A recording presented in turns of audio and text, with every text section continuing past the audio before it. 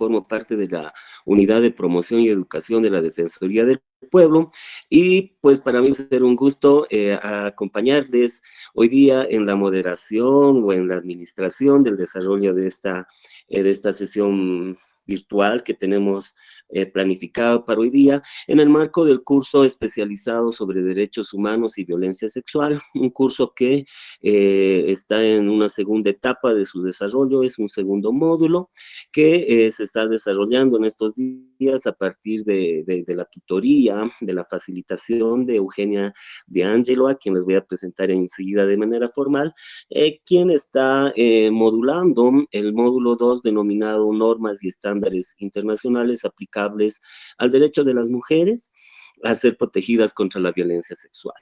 Entonces, recordarles a los participantes que estas sesiones no tienen un carácter obligatorio en materia de sumar créditos para el alcance del curso, porque además esta sesión está siendo grabada y como la anterior oportunidad, el video va a estar a disposición de todas y todos nosotros en el panel de avisos del curso. Entonces, sin más preámbulos, lo que yo tengo que hacer ahora es presentarles a nuestra expositora de hoy. Ella está en el otro lado del mundo. Muy buenos días, Eugenia, y permítanme presentarles a Eugenia de Angelo. Ella es doctora en su formación inicial, pero tiene un doctorado en estudios avanzados en derechos humanos de la Universidad Carlos III en Madrid, y también ella es magíster en cooperación internacional y desarrollo, en relaciones internacionales, seguridad y defensa, y en derecho ambiental en universidades que tienen pues bastante significancia en materia educativa y en toda la dinámica profesional y todo lo que tiene que ver el espectro de los derechos humanos. Entonces, entiendo que Eugenia pues está en Francia. Muchas gracias por el tiempo que tú te has sacado para el día de hoy, que son las 11 de la mañana aquí en Bolivia, pues compartir con nosotros tus conocimientos, tus aprendizajes. Así que bienvenida, Eugenia. Y yo dejo en manos tuyas a partir de ahora también el desarrollo de la sesión de hoy día. Muy buenos días, bienvenidos a todos otra vez y un saludo, Eugenia. Bueno, muchas gracias, Fernando, muchas gracias a todas y todos por estar del otro lado. Hola también al gatito que está atrás, que está también participando. Bueno, muchas gracias por su participación. Solamente, bueno, agregar yo, a la presentación que tan amablemente me hizo Fernando, que también, bueno, dirijo hay un eco en el audio. ¿En mi audio, José Manuel, o en el audio de Fernando? En el mío. Ok, entonces, vamos a tratar de buscar unos auriculares. Si me dan 2 segundos, voy a buscar unos auriculares y vuelvo para que me escuchen mejor. Ya enseguida vuelvo. Perfecto, muchas gracias, Eugenia.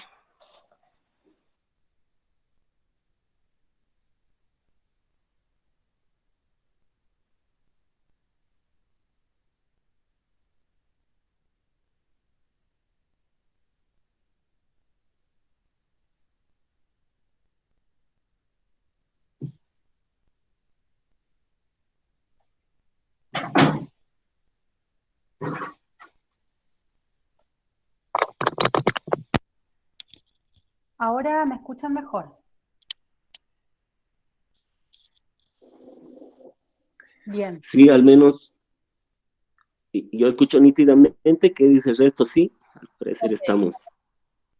Bueno, no, simplemente comentarles que, bueno, dirijo también la organización regional Mundo Sur y que coordino la Red Latinoamericana contra la Violencia de Género, con lo cual, bueno, el tema que nos ocupa y nos preocupa hoy, bueno, forma parte realmente del trabajo que vengo realizando, tanto desde el ámbito académico como también desde el ámbito más, bueno, profesional y activista, si se quiere, ¿no?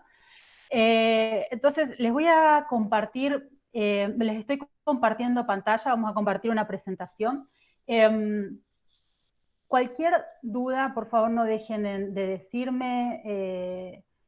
Sí les pido que mientras no estén interviniendo, apaguen el micrófono para que no haya ningún tipo de interferencia. Pero si luego necesitan intervenir, yo no voy a estar por ahí mirando la pantalla porque, o sea, para poder justamente mirar la presentación, entonces tal vez no voy a estar atenta al chat. Entonces, si hay alguien que quiera indicar algo, siéntase con la libertad absoluta de intervenir y de desactivar su micrófono.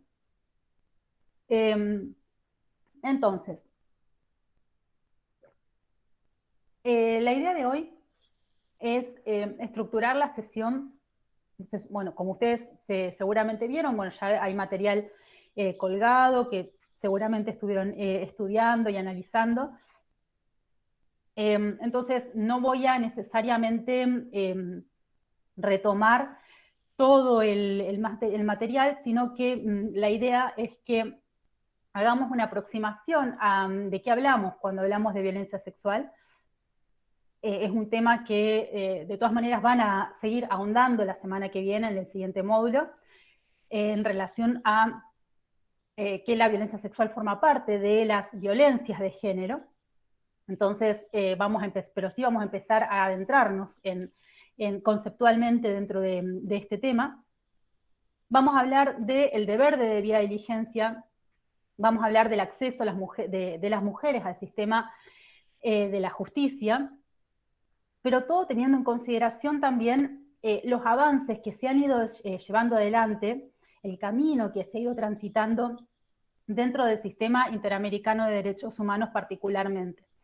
Entonces, vamos a ir conversando y haciendo algunos punteos sobre la jurisprudencia principal de la Corte Interamericana y cómo cómo los diferentes tratados internacionales, como la Convención Belén do Pará, como la convención, las diferentes convenciones, los diferentes tratados han ido propulsando y conformando una suerte de corpus juris especializado en materia de derechos humanos de las mujeres.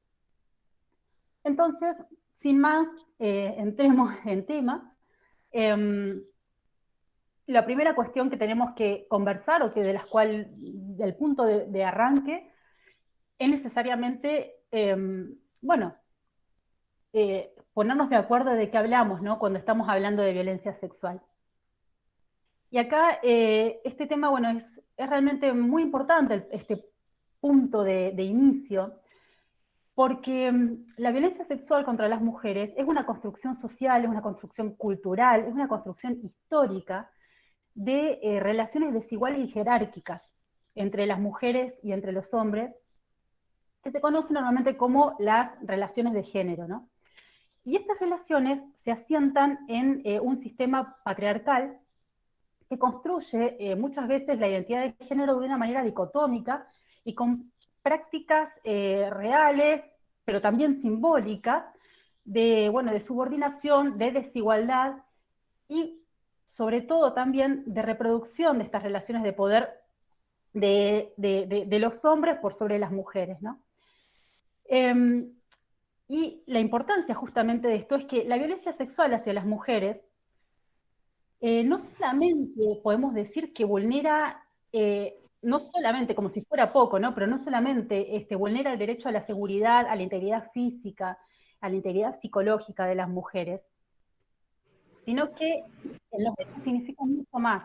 Significa una afectación que es perdurable y que puede dañar inclusive su desarrollo personal, social, y donde comúnmente lo que sucede en la actualidad, desde siempre, es que se revictimiza a la mujer, que es justamente víctima, ¿no? de la violencia sexual. Se la revictimiza y muchas veces se la responsabiliza por todas aquellas conductas o por las conductas violentas de quienes cometen delitos contra ellas.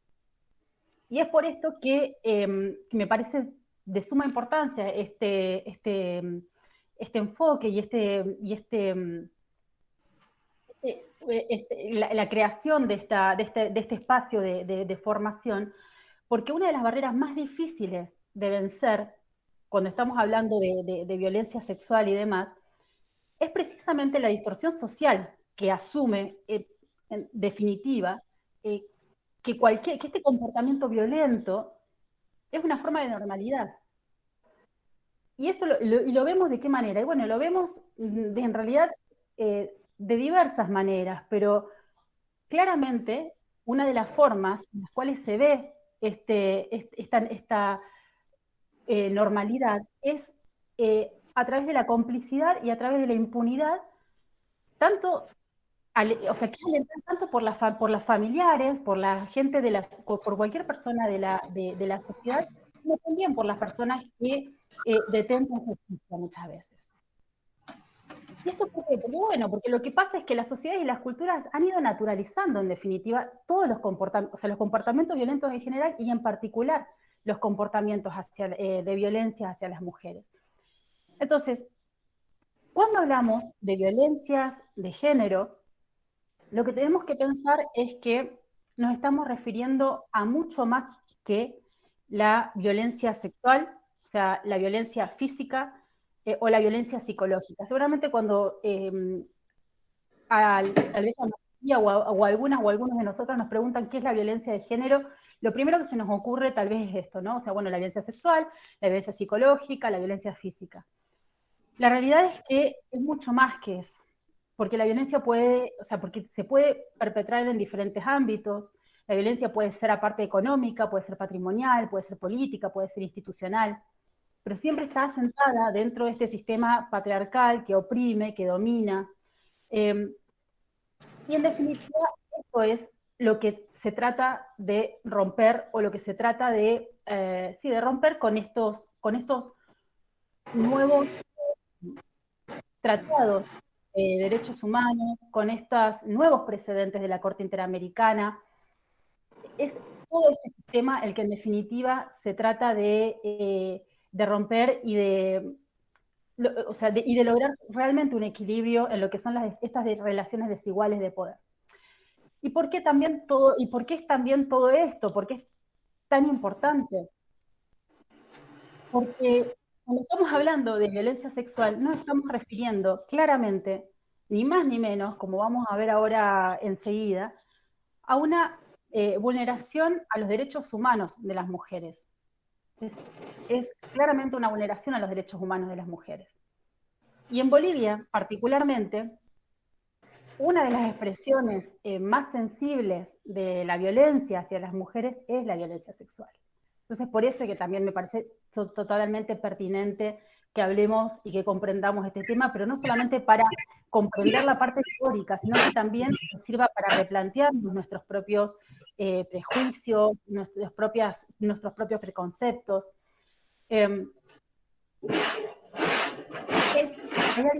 ¿Alguien que puede apagar su micrófono, por favor?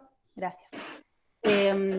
La violencia sexual en Bolivia, contra las mujeres en Bolivia, realmente es uno de los problemas más graves de justicia social, de salud pública y, bueno, y como les digo, también de vulneraciones de derechos humanos que tiene como víctima a las mujeres, o sea, no tiene, como saben muy bien, no hace distinción de edad.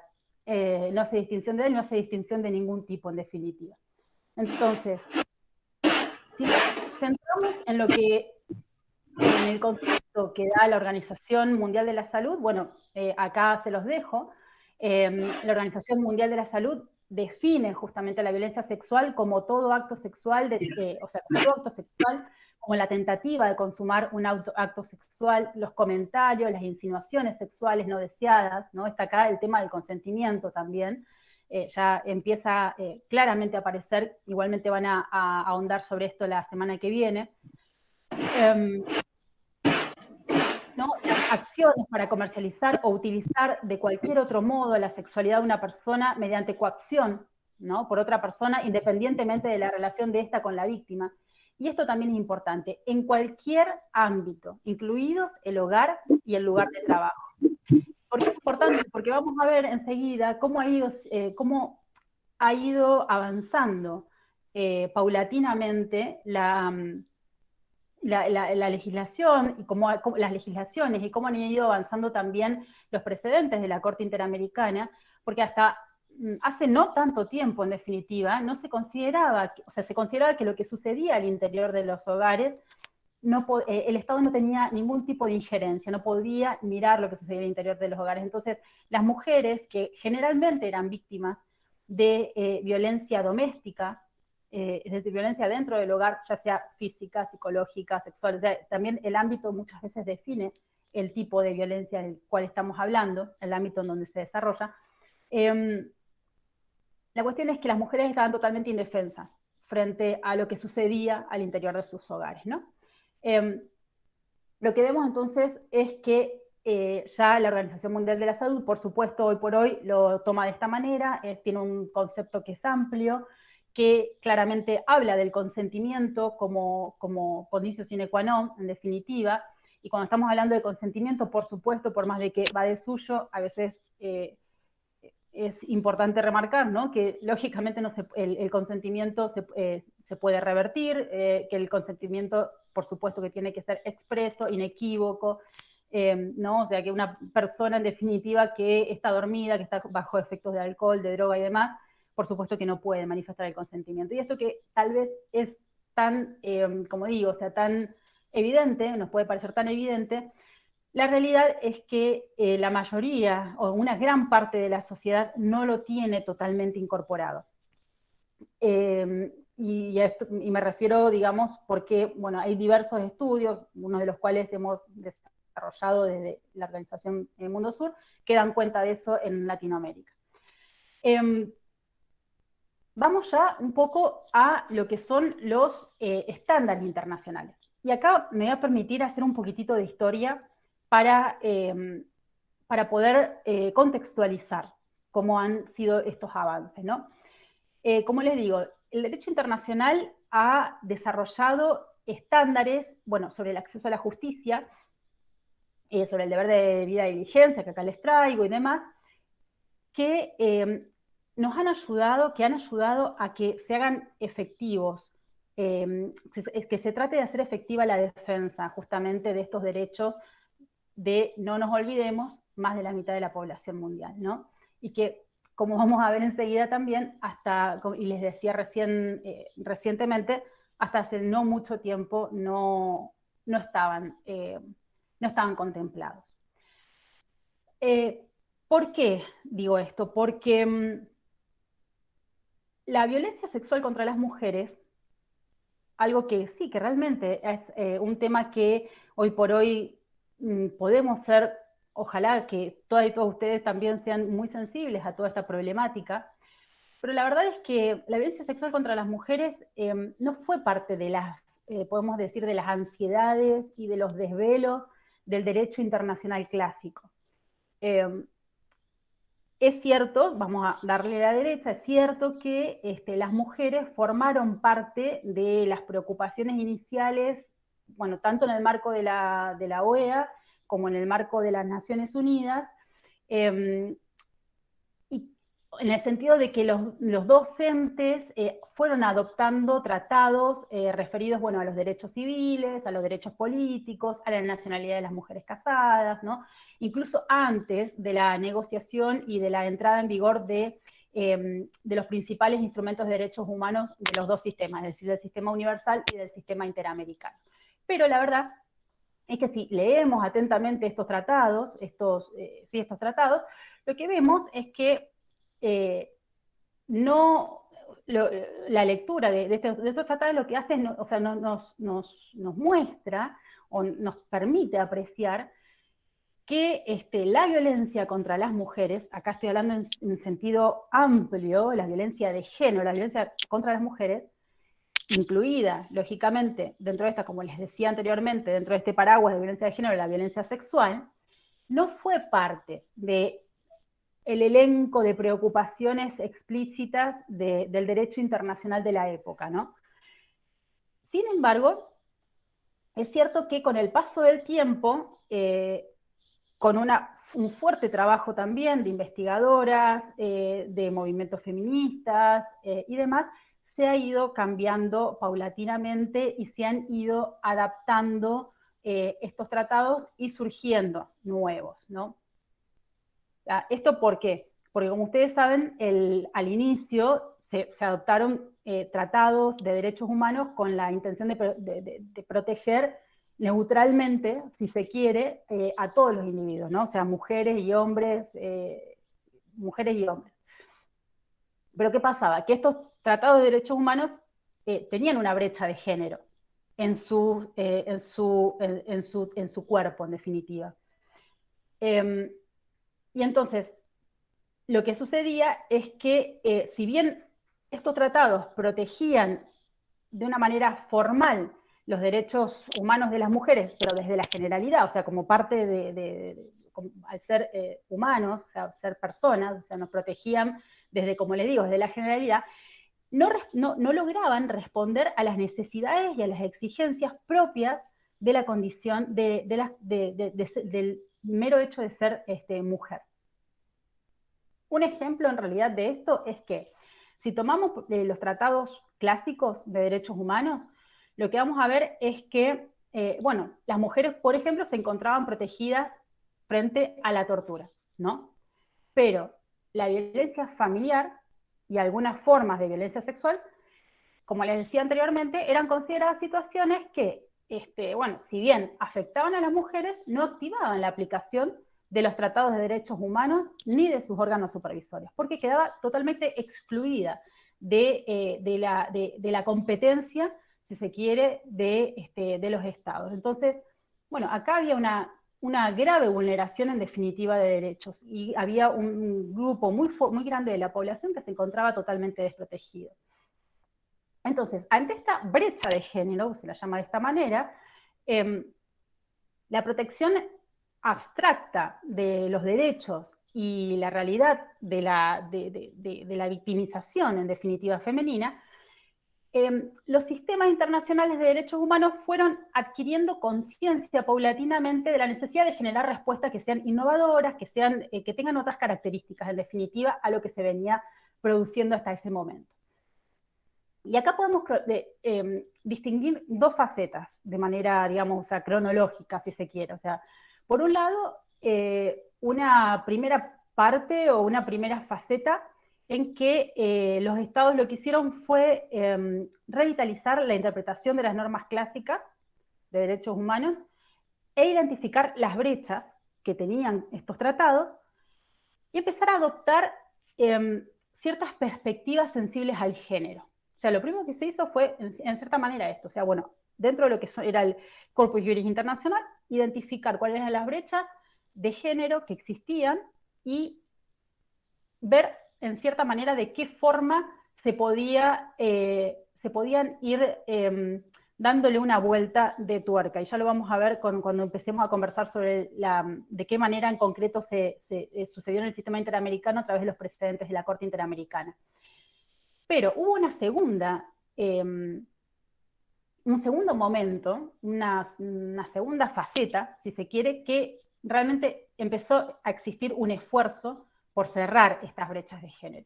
Y entonces ahí sí se empezó a trabajar en la adopción de normas internacionales que tenían, o sea, como objeto la protección específica de las mujeres frente a todo esto, ¿no? Hasta a las violencias, a las discriminaciones específicas, o sea,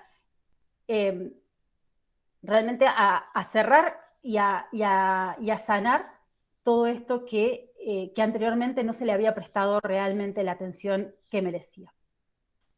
Entonces, como les decía recién, podemos decir que existe hoy un nuevo código jurídico, si se quiere, destinado a la protección de las mujeres. O sea, tenemos una suerte de corpus juris especial para las mujeres dentro del ámbito de la protección de los derechos humanos. Entonces, si tenemos que pensar de qué forma está comprendido este corpus juris, ¿no? este nuevo, o sea, cuál es este cuerpo en definitiva, tenemos que pensar que está comprendido por, bueno, tratados generales y, bueno, y lógicamente también específicos, como les decía recién, por las interpretaciones de los órganos que están encargados de la supervisión de estos tratados, por los acuerdos no convencionales que hay también sobre la materia, por los precedentes de las diferentes cortes, y esto, bueno, lógicamente, ¿no? En el ámbito universal y en el ámbito y en los diferentes ámbitos regionales. Vamos a ver si pasa, sí. ¿Qué es lo que sucede? Esto, como les decía, bueno, esto sucedió tanto a nivel universal o a nivel, digamos, de Naciones Unidas, como también a niveles regionales. ¿Qué pasó? Dentro de lo que a nosotras y nosotros nos puede más inquietar o preocupar, que es el sistema interamericano.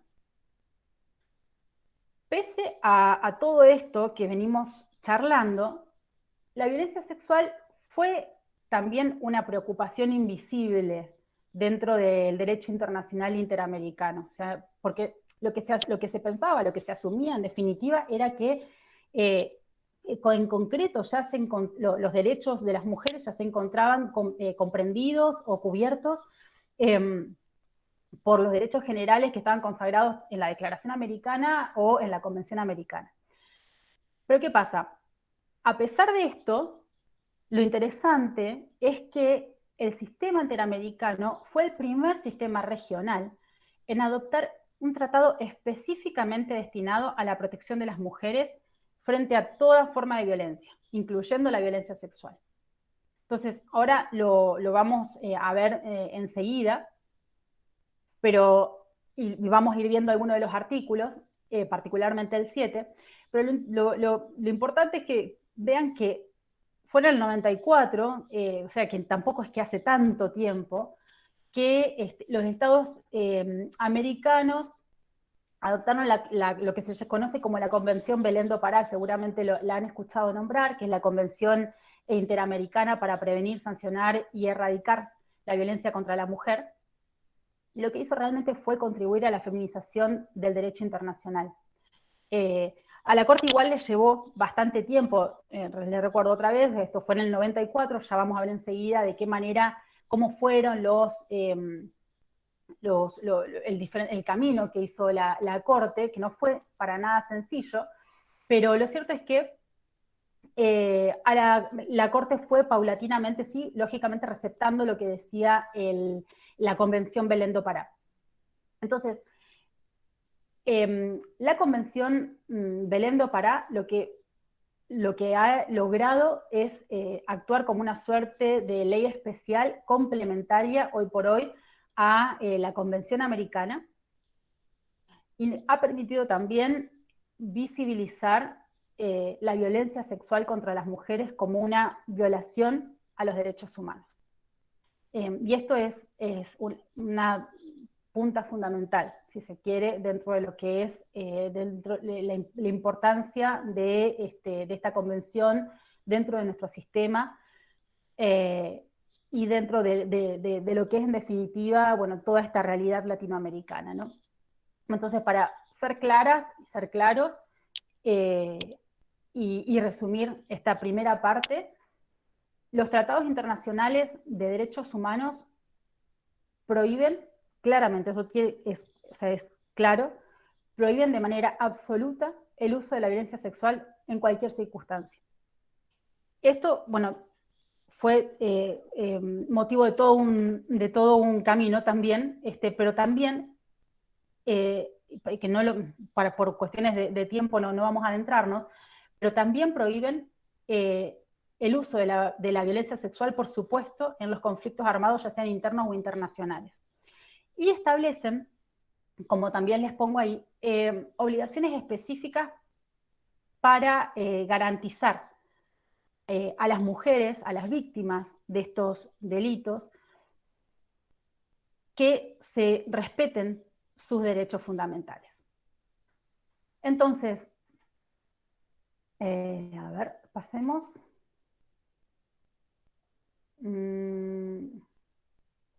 Sí, entonces, acá les voy en realidad trayendo algunos precedentes de la Corte para que, bueno, vayan también, bueno, leyéndolo y viendo cuál ha sido también el camino y dónde la Corte va empezando a poner el acento.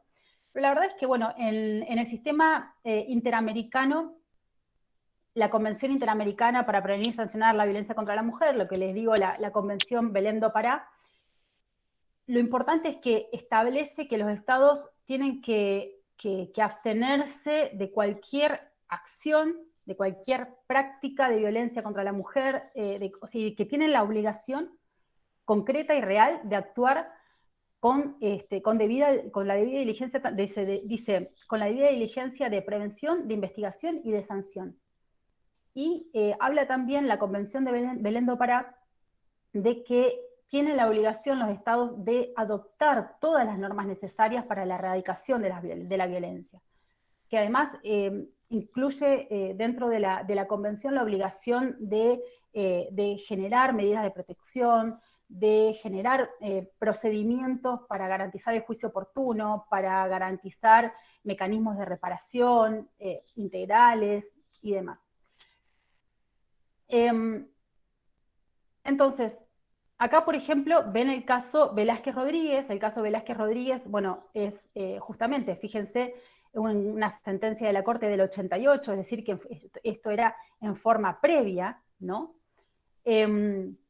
A la Convención Belén do Pará, que era del 94, como les decía. Y acá en Velázquez Rodríguez, la Corte habla ya de la debida diligencia, ¿no? Dice que un hecho ilícito violatorio de los derechos humanos que inicialmente no resulta imputable directamente a un Estado, por ser obra de un particular, por ejemplo, o por no haberse identificado el autor de la transgresión, puede acarrear la responsabilidad internacional del Estado, no por ese hecho en sí, no por el hecho en sí mismo, sino por falta de la debida diligencia, para prevenir la violación o por tratarla en los términos requeridos por la Convención.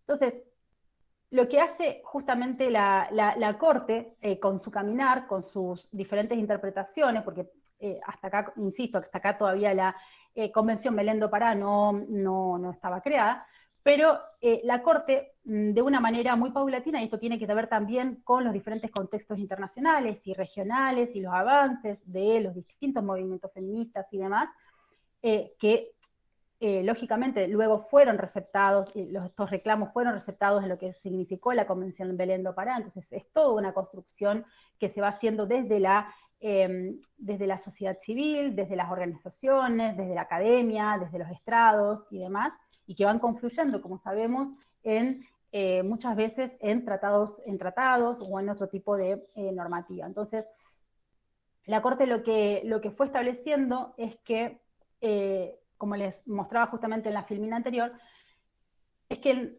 los contextos de violencia y en los contextos de subordinación y en los contextos de discriminación histórica que hay contra las mujeres, los compromisos internacionales le imponen a los estados una responsabilidad reforzada. Y es acá, y vamos a ver también de qué manera se va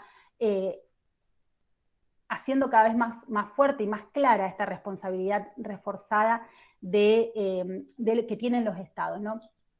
Y esto inclusive ¿a qué nos tiene que hacer pensar? Que los instrumentos internacionales que van rigiendo en esto, ¿no? De la violencia de género, la violencia contra las mujeres, y también de la violencia sexual en particular, tienen que ser interpretados, si se quiere, teniendo en consideración el camino que van transitando los organismos internacionales, porque, y en ese sentido, prestar mucha atención también, y por eso creo que sí es importante prestar mucha atención a cómo es el análisis que va haciendo la Corte Interamericana para ir defendiendo realmente y cerrando finalmente la brecha de género con sus precedentes y con sus sentencias y sus opiniones consultivas, porque lo que en definitiva va haciendo la Corte es construir un estándar reforzado, un estándar superior de debida diligencia para los casos de violencia contra las mujeres. O sea, si bien los estados tienen este deber de debida diligencia en general, en el caso de las violencias contra las mujeres, por las diferentes cuestiones que tienen que ver con esto que venimos conversando, de de diferencias y estructuras que dominan y que oprimen a las mujeres en comparación a los hombres, la Corte hace este esfuerzo para realmente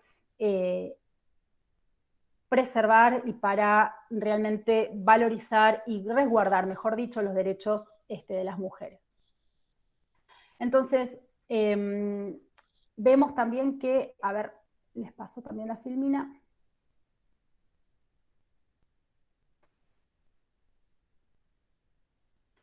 Acá les traigo un caso que es muy importante dentro de lo que es el tema de las violencias sexuales, violencias de género, que es el caso Campo Algodonero contra México, del cual ya vamos a hablar también cuando enseguida conversemos sobre el camino de la Corte, pero en este caso también me parece que es interesante porque ya en Campo Algodonero la Corte, que como ven es del 2009, una sentencia del 2009, es decir, que es una sentencia muy reciente, si se quiere, la Corte habla de que la falta de debida investigación y sanción de las irregularidades denunciadas, bueno, por las partes, en definitiva, propicia la reiteración en el uso de tales métodos por parte de los investigadores. Y entonces habla acá de cómo, o sea, de la importancia de la debida investigación, de la importancia de la sanción de las irregularidades y de qué manera esto afecta a el acceso a la justicia, ¿no?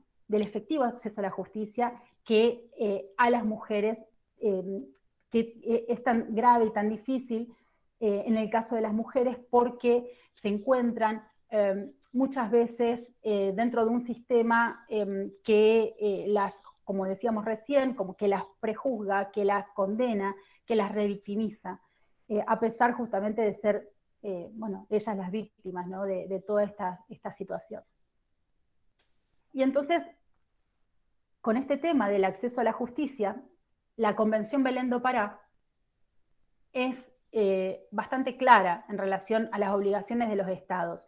Bastante clara y bastante categórica, si se quiere. O sea, porque lo que dice la Convención Belén do Pará es que los estados tienen que adoptar medidas integrales para cumplir con la debida diligencia en caso, lógicamente, en caso de violencias contra las mujeres, pero que en particular lo que deben tener es un marco adecuado, o sea, un marco jurídico de protección que sea adecuado, que se asegure la protección efectiva, la aplicación efectiva del mismo, perdón, del marco jurídico, que se asegure la aplicación efectiva, que existan políticas de prevención, que existan prácticas que permitan actuar de una manera eficaz ante las denuncias. Esto es fundamental. Dice también la Convención Belén do Pará que la estrategia de prevención tiene que ser integral. ¿Qué significa esto? Bueno, significa que la estrategia de prevención tiene que prevenir los factores de riesgo, tiene que además fortalecer las instituciones. Esto que también es sumamente importante. O sea, tenemos que pensar una estrategia que realmente sea integral, si no, no tiene sentido. Si no tenemos una estrategia que sea integral, no vamos a lograr parar este flagelo, en definitiva. O sea, es necesario fortalecer las instituciones para que en definitiva puedan proporcionar una respuesta que sea efectiva a los casos de violencia contra la mujer, una respuesta que sea efectiva, que sea eficiente, que sea en el momento. Y esto que también dice el caso Campo Algodonero, que retoma un poco lo que dice la Convención Belén do Pará. Todo esto debe tomar en cuenta que en casos de violencia contra la mujer los estados tienen, además de las obligaciones genéricas contenidas en la Convención Americana, la obligación reforzada a partir de la Convención Belén do Pará. Entonces, lo que nos está diciendo la Corte en Campo Algodonero, lo que nos está diciendo la Convención Belén do Pará, es que los estados son directamente responsables por la violencia contra las mujeres. En el caso de Campo Algodonero es muy claro porque dice también que es el Estado responsable aun cuando la violencia contra la mujer sea perpetrada por los agentes estatales.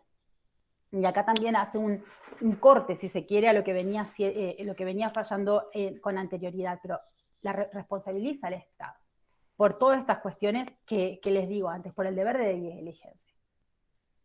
Entonces, tiene la obligación de prevenir, tiene todo este tipo de obligaciones que venimos conversando. Entonces, claramente,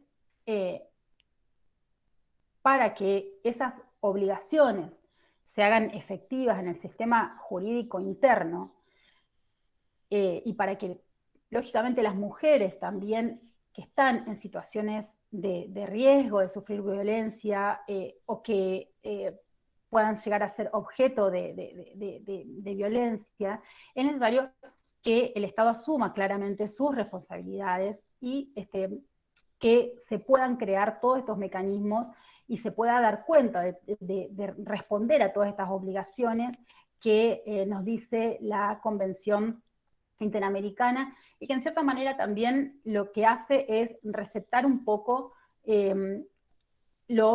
algunos de los artículos de la Convención de la CEDAW, que es que justamente la convención que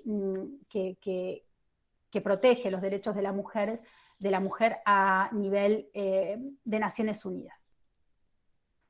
Yendo más a la parte más final, si se quiere, no quiero tampoco extenderme tanto, pero me parece que también es interesante esta parte. Ha habido un camino que ha sido muy, muy notorio y muy, creo, interesante de la Corte en relación a las pruebas, ¿no? A las pruebas en el tema de las violencias sexuales. Y podemos decir que ha habido un antes y un después del caso penal Castro, un caso contra Perú, que fue en el 2006, o sea, fíjense que fue hace muy poco tiempo, si se quiere. Hay dos casos que son bastante simbólicos. Uno es Castro, o sea, el penal Castro, y otro es Campo Algodonero, 2009. Para recordar, la convención Belén do Pará es del 94. Entonces, bueno, ¿cómo es que ha ido evolucionando la visión de la Corte? ¿Cómo ha ido evolucionando el Ayer trabajo? me saqué foto con todo el mundo y Marco bravo. Hola. Para excusa, pues le digo. Ya aprendí también a hacer yo. Como los otros. Figurete. A ver si puedo. Bueno, ahí está, bueno. Entonces, lo que les decía es que, bueno, están estos dos precedentes que son sumamente interesantes, pero me parece también bueno que veamos cómo fue cambiando la mirada de la Corte desde que entra en vigencia la Convención Belén do Pará del 94 hasta la actualidad. ¿De qué manera fue receptando esta brecha de género y actuando sobre esta brecha de género? Como les decía al principio de la presentación, tiene que ver con estas dos facetas, ¿no?, que les nombraba, ¿no? El reconocimiento de que existe la brecha y, bueno, y de qué manera se cierran estas brechas. Entonces, bueno, el primer caso fue en el 95, es decir, apenitas se había dictado la Convención Belén do Pará, apenitas estaba entre nosotras y nosotros, y bueno, es el caso Caballero Delgado y Santana contra Colombia. Lo interesante de este caso es que, bueno, fue la primera decisión sobre desaparición forzada de un hombre y de una mujer colombianos conocida por la Corte. Y en este caso, la testigo en la causa dijo que, bueno, en sus testimonios dijo que una de las víctimas había sido encontrada totalmente desnuda y con las manos atrás, o sea, amarradas atrás. ¿Qué pasó? Que la Corte consideró como hecho probado, por un lado, la desaparición forzada de las personas, pero no consideró demostrado para nada que las víctimas hayan sido objeto ni de tortura ni de malos tratos, y de esta manera lo que hace fue como desacreditar totalmente la declaración de la testigo sobre el desnudo forzado y sobre la posible, decía la Corte, la posible violación o vulneración sexual. ¿Y por qué? Porque lo que dice la Corte en ese momento es que lo que dice es que el hecho, o sea, que la posible violación sexual se estaba apoyando únicamente en testimonios que eran muy imprecisos de esta testigo y que no no se confirmaban con las declaraciones de las otras personas dentro de la causa. Entonces, ¿qué pasa? Que bueno, que realmente acá vemos que claramente no actuó para nada con perspectiva de género la Corte, para nada, directo. En el 95, tal vez era porque hacía muy poco que la convención había entrado en vigor, o no sé, pero la cuestión es que la Corte actúa de esta manera. Luego después, en el 97, es decir, 2 añitos después, está el caso Loayza Tamayo. El caso Loayza Tamayo es también muy interesante porque la Comisión Interamericana lo que dice es que, lo que alega, es que cuando Loayza Tamayo fue detenida, bueno, fue detenida en un contexto totalmente complejo por, bueno, la Dirección Nacional contra el Terrorismo, la DINCOTE, y lo que dice la comisión es que la víctima fue llevada durante toda la noche a orillas del mar, y que, bueno, que ahí fue violada sexualmente y demás. El Estado peruano negó, por supuesto, todas estas afirmaciones, y lo que dijo el Estado peruano fue que la presunta víctima no había hecho las mismas declaraciones cuando rinde manifestación ante la policía. Y además dice que el Estado peruano decía también que los exámenes médicos forenses los exámenes médicos practicados no daban cuenta de la violación sexual. A todo esto hay que decir, para contextualizar el caso, es que realmente, bueno, el caso de Loayza Tamayo es interesante porque ella se encontraba sindicada como terrorista. ¿Qué pasa? La Corte lo primero que hace en la sentencia de fondo es desestimar, así de cuajo, sin mayor aspaviento, podemos decir, las alegaciones de la comisión. O sea, lo desestima totalmente. Dice que, bueno, que no se había acreditado la violación sexual. Pero ¿qué pasa? Después, o sea, cuando en la segunda etapa, en la etapa de supervisión, digamos, de cumplimiento, que tienen las sentencias de la Corte, sí, lo que hace la Corte, y ahí esto es lo interesante, lo que hace la Corte es examinar las investigaciones del Estado respecto a estos malos tratos, incluyendo la violencia sexual. O sea, al margen de que en la sentencia de fondo había considerado que no existía, en la parte de supervisión de cumplimiento analizó las investigaciones del Estado. Es decir, que es como que empieza paulatinamente a identificar cuáles son los casos de violencia, empieza a tratar de identificar las brechas de género que pueden existir dentro de sus sentencias.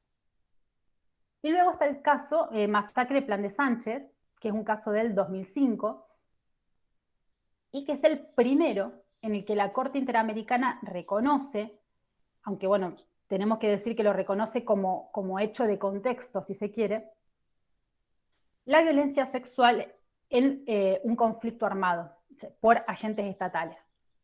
Y acá se basa, para reconocerlo, en narraciones de testigos, en algunos peritajes, informes, o sea, realmente acá ya empieza a cambiar la mirada de la Corte. En lo que hace a la reparación, tenemos que decir que se mantuvo igualmente la brecha de género. ¿Por qué? Porque no se dictaron medidas específicas destinadas a las violaciones que sufrieron las víctimas, o sea, cada una de las mujeres en la masacre. Pero sí establece ciertas medidas colectivas, o sea, de contexto, como por ejemplo el establecimiento de centros o de servicios de salud y demás. En definitiva, es el momento en el cual empieza formalmente, si se quiere, la feminización del sistema interamericano, por decirlo de alguna manera. Ahora bien, ¿qué es lo que pasa en el caso penal Castro-Castro?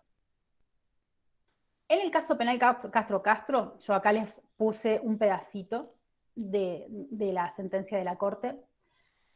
Este caso es paradigmático porque fue la primera decisión de la Corte en la cual se aplica claramente la Convención Belén do Pará. Pero estamos hablando del 2006. Fíjense que la Convención es del 94, insisto, 2006. Bueno, en su fallo, la Corte dice que va a analizar lo que ocurrió en el caso, o sea, desde una perspectiva de género. Y dice que, y bueno, y ahí como les pongo acá, o sea, que va a tomar en cuenta que las mujeres se vieron afectadas por actos de violencia de manera diferente a los hombres, que algunos actos de violencia se encontraban dirigidos específicamente a ellas, ¿no? Lo interesante también de este caso es que o sea, por un lado esto que les digo, de que por primera vez se aplica específicamente con la Convención Belén do Pará, pero además interesante porque se toman las declaraciones de las víctimas mujeres, y estas declaraciones sirvieron para acreditar realmente los hechos de violencia sexual y para determinar además la gravedad y la atrocidad de los actos ocurridos en ese contexto y en ese lugar, ¿no? Además, lo interesante de este caso es que la Corte se vale, en este precedente, se vale de la definición abierta sobre violencia sexual que utiliza el Tribunal Penal Internacional en el caso para Ruanda, para un caso de Ruanda, para encuadrar justamente la desnudez forzada de 6 mujeres como actos de violencia sexual, que anteriormente, como les decía, en el primero de los casos que les comentaban, Caballero Delgado y Santana, el desnudo forzado no era considerado como suficiente para acreditar la violencia sexual, ¿no? Entonces, realmente ya acá hay un corte total con la anterior visión de la Corte Interamericana.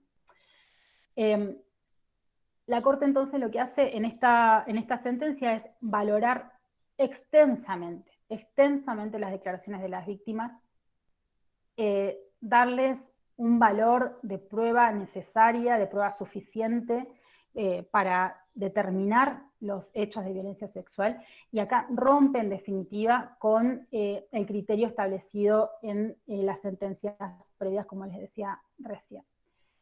Luego, el caso, como les decía, el caso Campo Algodonero, que ya más o menos estuvimos conversando anteriormente.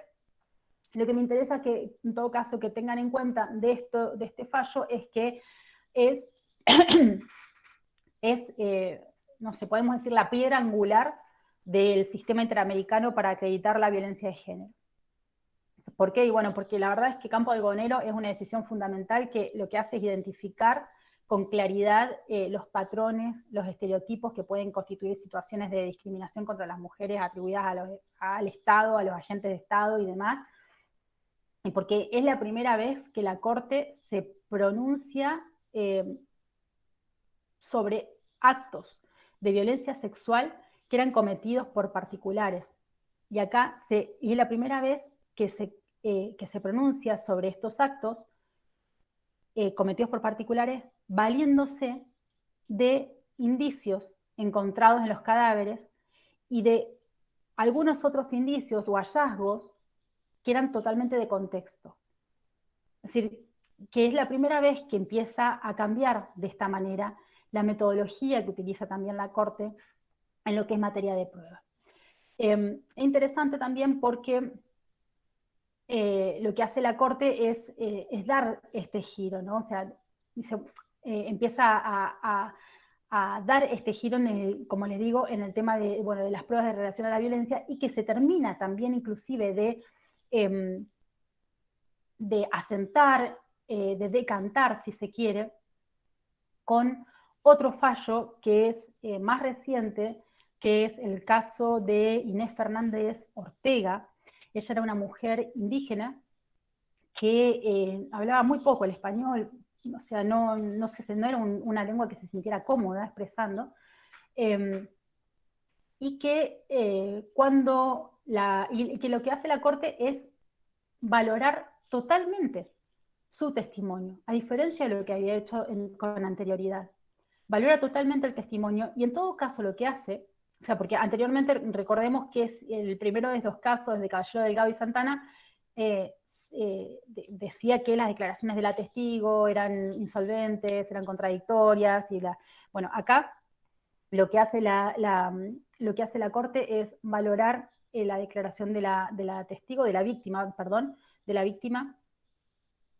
y en todo caso completa un poco, si se quiere, complementa las declaraciones de las víctimas con determinados indicios. O sea, por ejemplo, con la presencia militar en la zona en donde sucedieron los hechos ese día, con la distorsión o los problemas que habían en las pruebas periciales, con la deficiencia de las investigaciones, ¿no? El desconocimiento estatal de lo ocurrido. Es como que todo esto ahonda en que se acredite la responsabilidad en definitiva estatal. Entonces, lo que sucede a partir de todos estos fallos es que el tribunal, la Corte Interamericana, establece que la declaración de la víctima es un elemento decisivo para la acreditación de la violencia sexual y que en todo caso le corresponde al Estado la carga de la prueba de que los hechos no ocurrieron.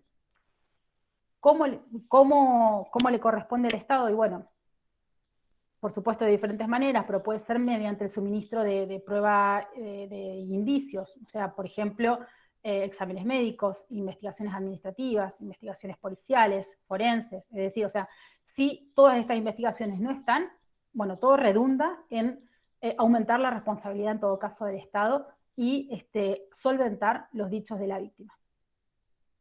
Entonces, todo esto lo que ha hecho fue realmente ayudarnos a conformar este sistema y este corpus iuris y este modo de comprender desde la parte jurídica y jurídica internacional el derecho a las mujeres a vivir una vida libre de violencias como derecho humano, ¿no? Muy rápidamente, porque realmente no quiero seguir extendiéndome más, quisiera conversar un poco con ustedes antes de que se termine más el tiempo.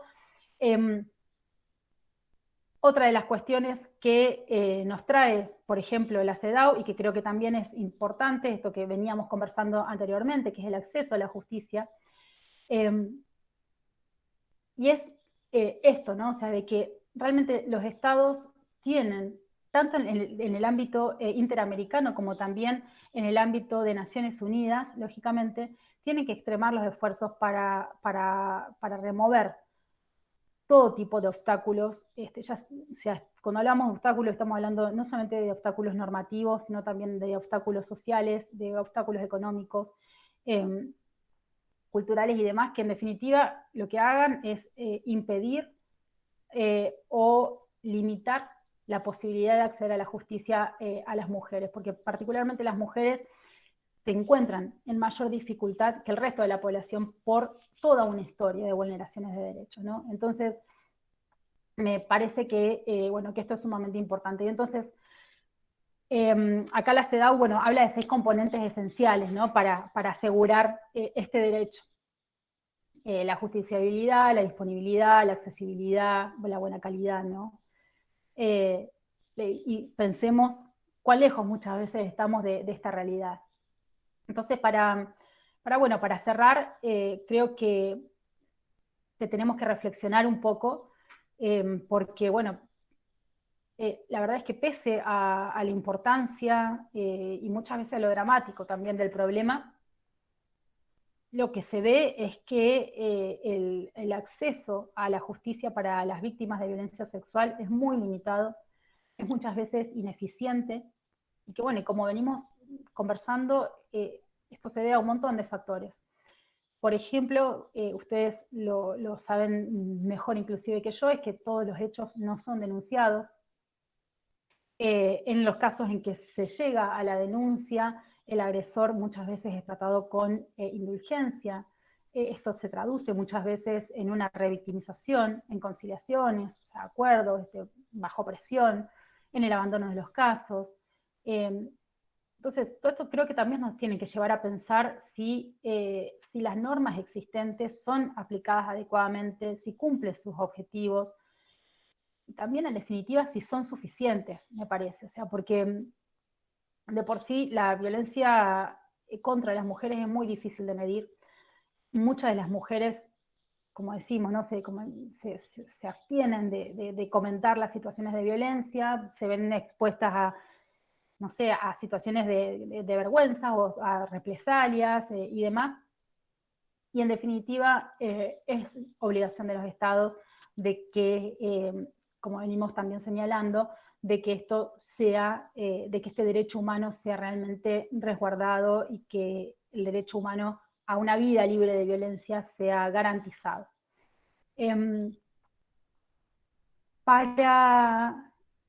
Bueno, hay unos desafíos actuales que en todo caso les dejé ahí el link a la presentación, los pueden revisar, no me voy a extender mucho en esto. Les invitaría en todo caso, así por favor, esto, ¿no? Esto me parece, antes de que vayamos a lo último, recordar esto, de que el privilegio es el mayor enemigo del derecho. Y me parece que esta cita, en definitiva, condensa bastante lo que pasa o lo que pienso, ¿no? en relación a esto. Y a quienes defendemos derechos, la realidad de que, no sé, el ejercicio de que nos preguntemos si lo que defendemos son realmente derechos o son privilegios, en definitiva. Porque si son privilegios, nos lo pueden sacar. En cualquier momento nos lo pueden sacar. Entonces, creo sí que es importante que nos sacudamos de esos privilegios y que empecemos a pensar y a luchar por la consagración, en definitiva, de derechos universales. Y bueno, y es todo un trabajo que tiene que ser multiactor, que tiene que ser multinivel, que tiene que ser realmente en diálogo y en construcción con todas las personas que conformamos las distintas sociedades. Entonces, simplemente ahí está, eso. Si alguien tiene alguna pregunta, con todo gusto.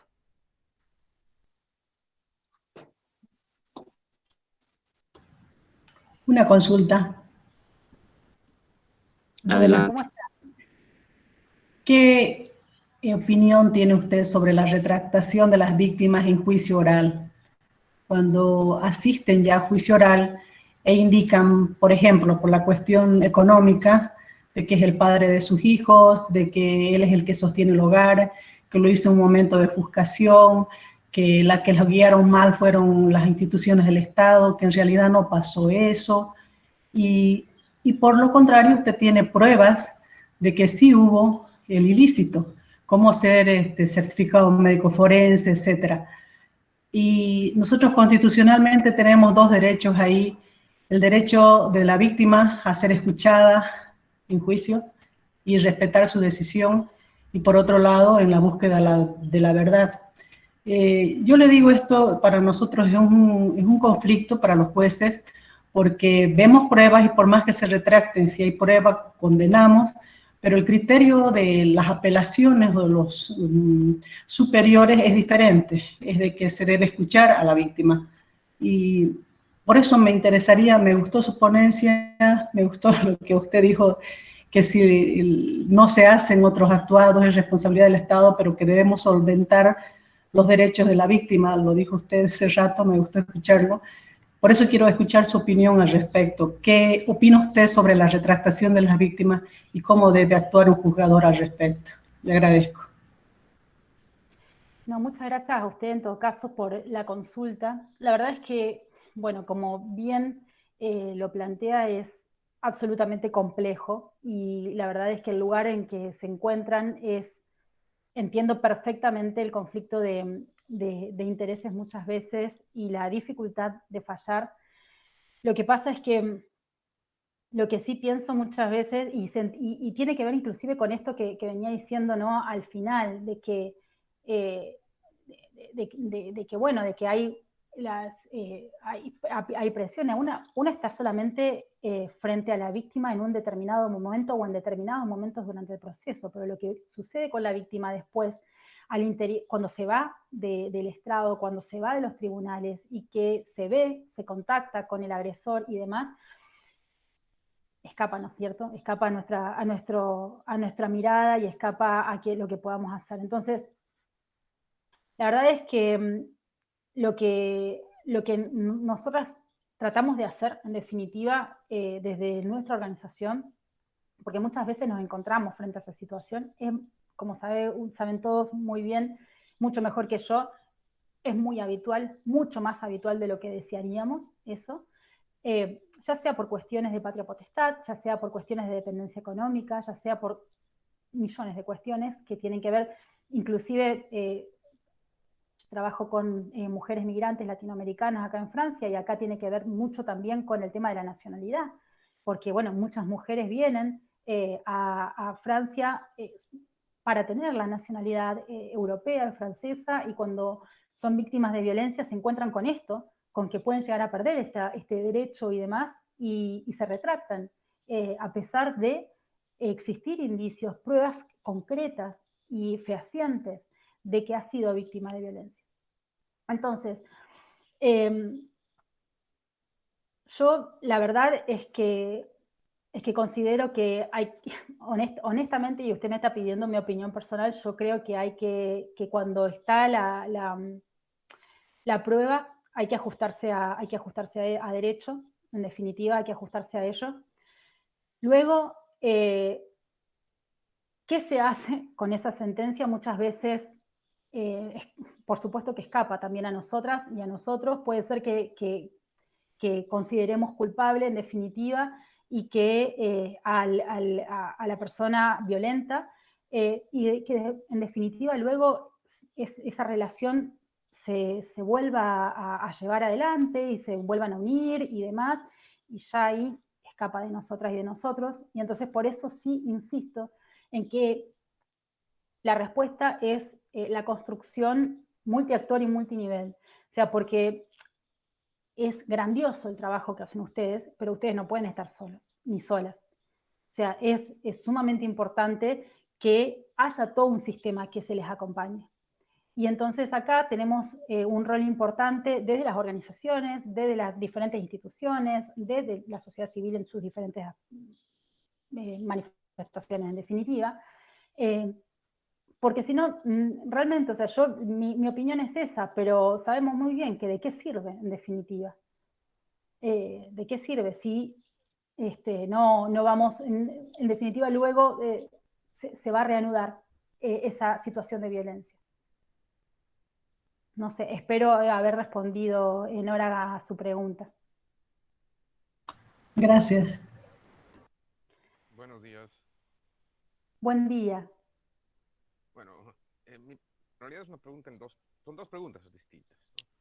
La primera viene con respecto, nos hablaba usted de la debida diligencia, y creo que ese es uno de los elementos que se rescata desde la Convención de Belém do Pará, artículo 7. Eso en el contexto de la investigación, pero también, mal no recuerdo, Belém do Pará habla sobre la debida diligencia, similares, en lo que es las medidas de protección a víctimas.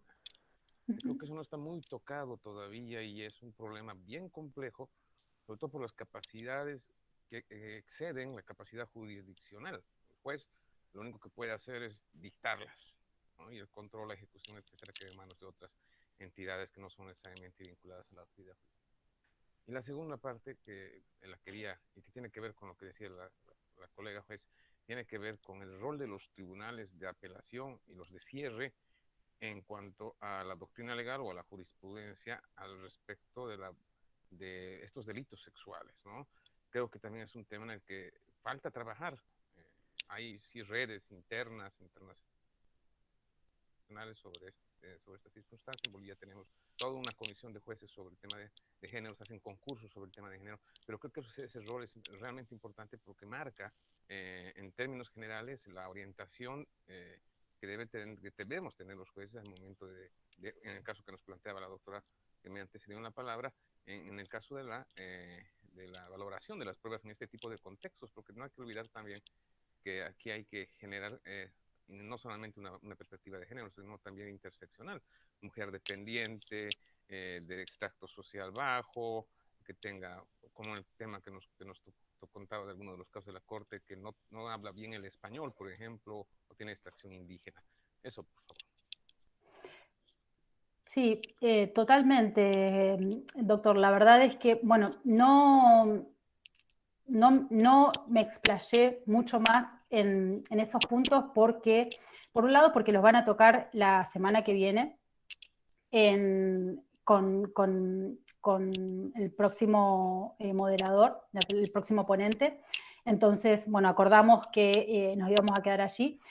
Pero bueno, el tema de la interseccionalidad es el tema, en definitiva, en el cual desde América Latina y Caribe particularmente, pero en general, ojalá a nivel universal, pero en nuestra región es muy importante, que tenemos que formarnos, capacitarnos y que actuar en cualquiera de nuestras diligencias, ¿no? Me permito, sí, no ahondar en demasía sobre ello por una cuestión de no pisar demasiado ahí el contenido del otro profesor, pero sí, y lo mismo en relación al tema de la Convención Belén do Pará y la debida diligencia en sus diferentes manifestaciones y obligaciones y facetas, si se quiere, dentro de como esto, como obligaciones a los estados.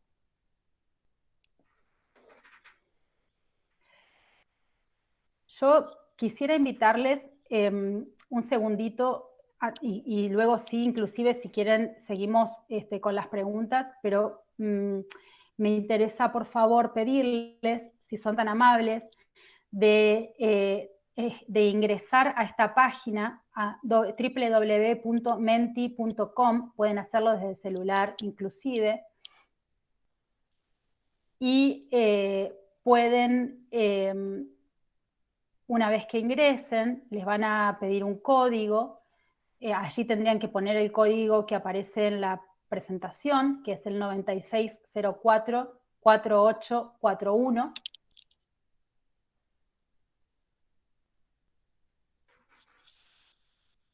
y me avisan por favor cuando estén en ese lugar.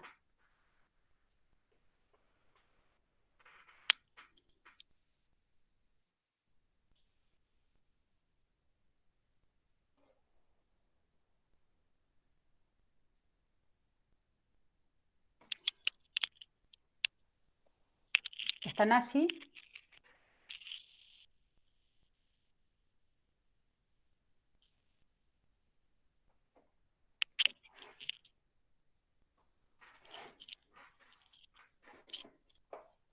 Ok. Bien. Por favor, ¿me pueden decir entonces? Ok, gracias. ¿Me pueden decir si están viendo la pantalla entonces? Y la pregunta.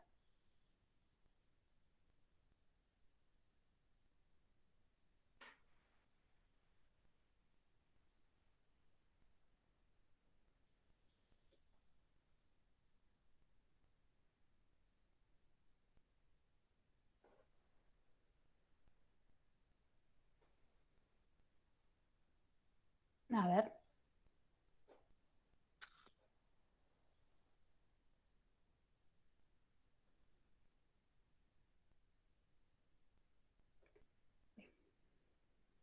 ¿Me dicen, porfa, si ven la pregunta?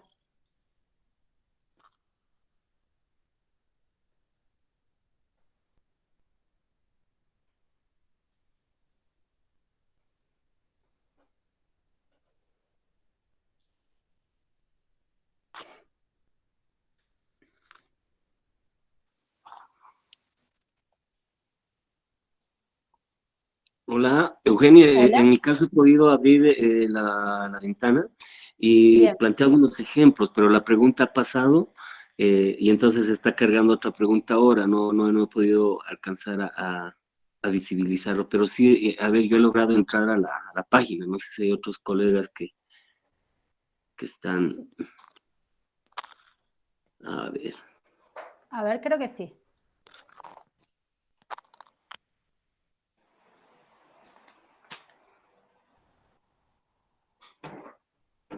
Ahora sí, otra vez estoy intentando, porque no votaste a tiempo, me ha salido en mi caso, ¿no? Porque sí Oh, estaba explorando. Ajá.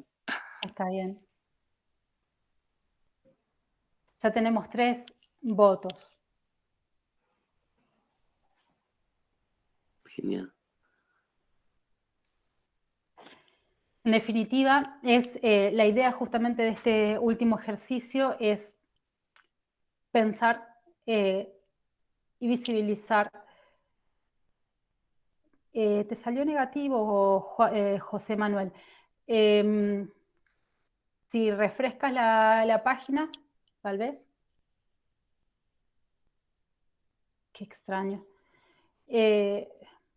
A ver, ahora enseguida ya les digo. A ver qué es lo que puede estar pasando. La idea, en realidad, del ejercicio es que visibilicemos que las violencias sexuales están mucho más presentes, ¿qué? Incorrectas, mucho más presentes de lo que comúnmente se piensa, ¿no? Entonces, no hay ningún problema, en todo caso, a ver si puedo pasarles a la segunda pregunta. Y me dicen. Acá la idea es que ustedes puedan ingresar alguna palabra sobre qué es lo que podrían hacer, qué es lo que podemos hacer cada quien en definitiva para cambiar las cosas. O sea, desde su lugar ya sea profesional, como inclusive como ciudadanas, ciudadanos comunes, en definitiva, qué es lo que pueden hacer para cambiar en definitiva todas esta problemática y este flagelo de que estamos hablando.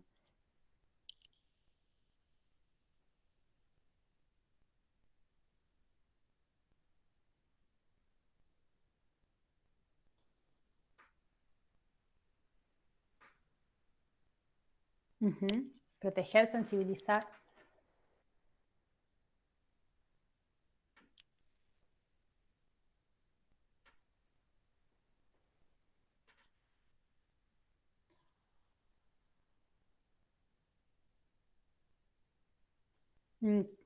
Creo que no sé. Claro, exactamente, la pregunta es esa, ¿qué se puede hacer para cambiar las cosas? Claro, y en las 3 cajitas la idea es que puedas poner una palabra por cajita.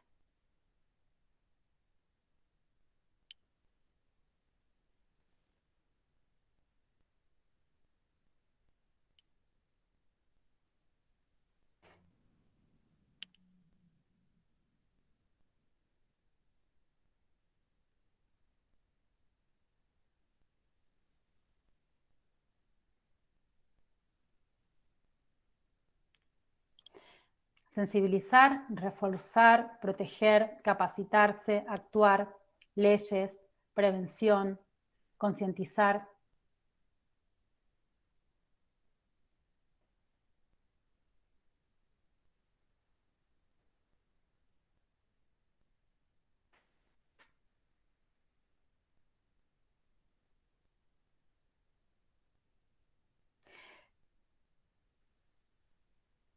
Creo que también es un poco lo que vienen diciendo también con sus palabras, es la importancia en definitiva de que creo que sí, que es muy valioso realmente que se generen espacios de capacitación en este tipo de ámbitos, por ejemplo, pero que también estos espacios de capacitación nos permitan replantearnos y reformular un poco y repensarnos, observarnos dentro de nuestros propios privilegios y dentro de nuestras propias realidades y dentro de nuestro propio transitar en definitiva, ¿no? Entonces, la verdad es que bueno, también la idea justamente de esta última parte es eso, es que nos vayamos un poco con este análisis, con este trabajo de mirarnos, de observarnos, de ver que en definitiva este no es un problema que necesariamente pasa demasiado afuera, que muchas veces la violencia sexual forma parte inclusive de nuestra propia vida, de nuestro propio transcurrir, al margen de que no necesariamente hayamos sido víctimas de una violación sexual, pero que la violencia sexual va mucho más allá que la violencia, que una violación específicamente. Entonces, que sepamos, que seamos conscientes de esto, que sepamos inclusive de la profundidad que tienen nuestras sociedades, de lo importante que es generar conciencia, como dicen ustedes, como dicen también de sensibilizar y de actuar, de apoyar y demás, para que en definitiva podamos en algún momento, ojalá más temprano que tarde, poder poner fin, ¿no?, a este flagelo tan dramático y tan horrible que nos afecta a más de la mitad de la población. Si tienen alguna otra duda, aquí estoy también.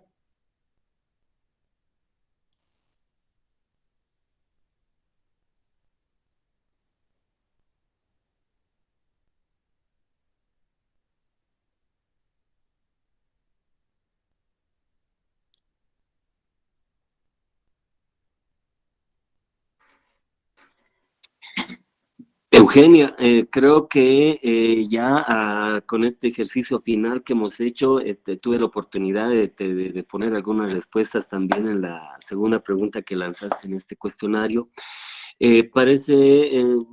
Me parece muy interesante toda esta participación que tú has hecho hoy día, además incorporando esta posibilidad de que nosotros, quienes hemos estado muy atentos a tus explicaciones, podamos entrar también en una lógica de, si se quiere, de propuesta, de acción, de ver qué es lo que tendríamos que hacer. Creo que, si no estoy equivocado, no hay más preguntas por parte de los participantes. Me imagino que así es. Quiero agradecerte, Eugenia, por esta excelente exposición que tú has hecho. Me quedo con varios apuntes, entre ellos este último que tú decías, de que el tema de la violencia sexual es algo mucho más grande, es algo mucho más fuerte, que a veces como a que se lo ve solamente desde una perspectiva de lo que sería la violación sexual o una violación sexual, ¿no? A partir de ahí creo que a quienes estamos metidos en el tema de impartir procesos de educación y capacitación, y a quienes están encargados de impartir, en este caso, la justicia, pues hoy hemos recibido una serie de elementos, de aspectos que nos interpelan, pero que también hemos recibido una serie de información muy importante que nos permite comprender cómo es que están funcionando estas normas, estos estándares internacionales en el tratamiento de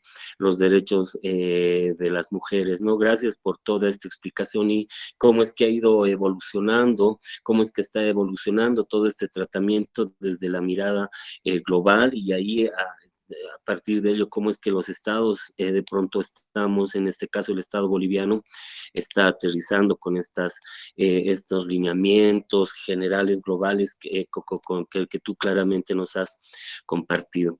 Muchísimas gracias, Eugenia. No sé si quieres ahora hacer de pronto una despedida, porque ya son también el tiempo se ha cumplido, estamos justo con las 12 del mediodía con 28, 29 minutos, así que el tiempo es tuyo, Eugenia. Bueno, no, simplemente agradecerles mucho por estar de ese otro lado. También muchas gracias por el interés que prestan a este tema. Creo que es realmente fundamental que este tipo de capacitaciones y este tipo de análisis, así que bueno, realmente estoy muy, muy agradecida y muy contenta de haber participado en este espacio. Y bueno, y espero que nos sigamos encontrando en otros momentos. Muchas gracias, un abrazo fraterno desde acá, desde Bolivia hasta Francia, y estamos felices de haber contado contigo en este segundo módulo del curso, y faltan algunos detallitos para cerrarlo, entre que hoy día y mañana, que está planificado que los participantes tienen que cumplir con todos los créditos establecidos para ello. Entonces, sin más, creo que damos por cerrada esta sesión. Muchísimas gracias, un fuerte abrazo a todas y todos ustedes, y un agradecimiento especial otra vez, Eugenia. Hasta la vista. Un abrazo, que estén muy bien. Hasta luego. Hasta luego.